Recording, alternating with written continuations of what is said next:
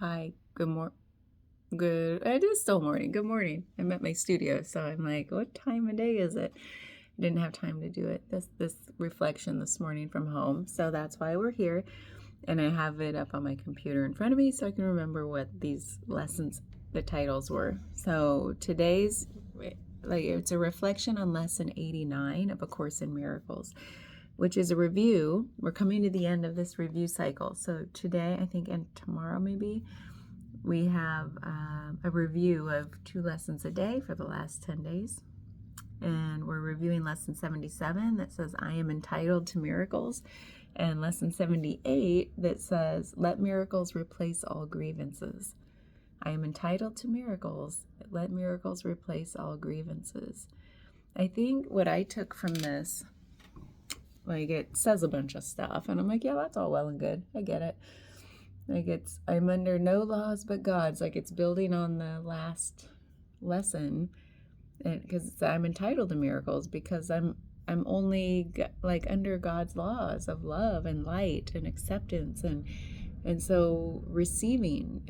I think this whole word entitled can be triggering for people. Like, it's like we always kind of rail against entitlement, like everybody's so entitled and blah blah blah.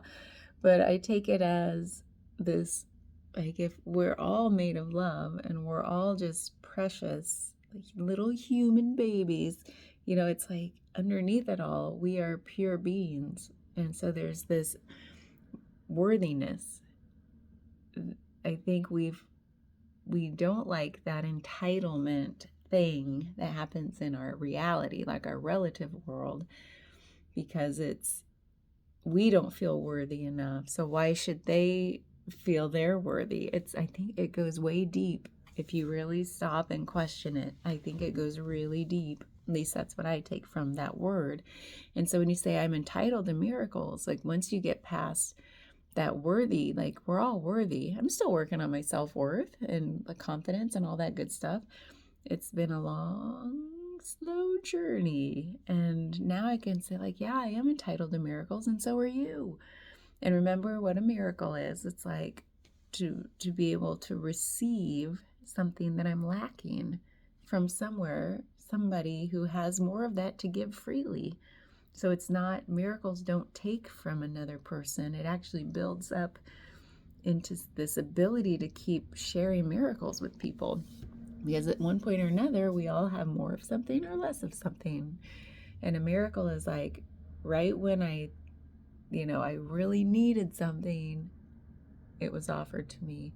And so we can be entitled to that reciprocity of giving.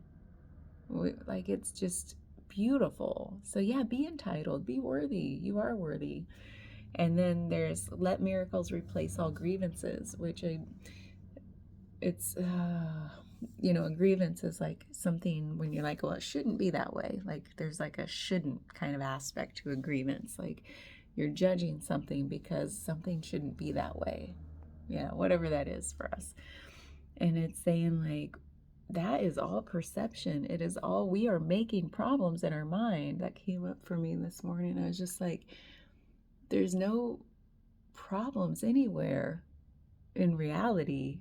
We make problems through the way we perceive things, because you might have one situation that this person perceives as a problem, and maybe you're like, that's not a problem. So, like, what's the difference between those two things?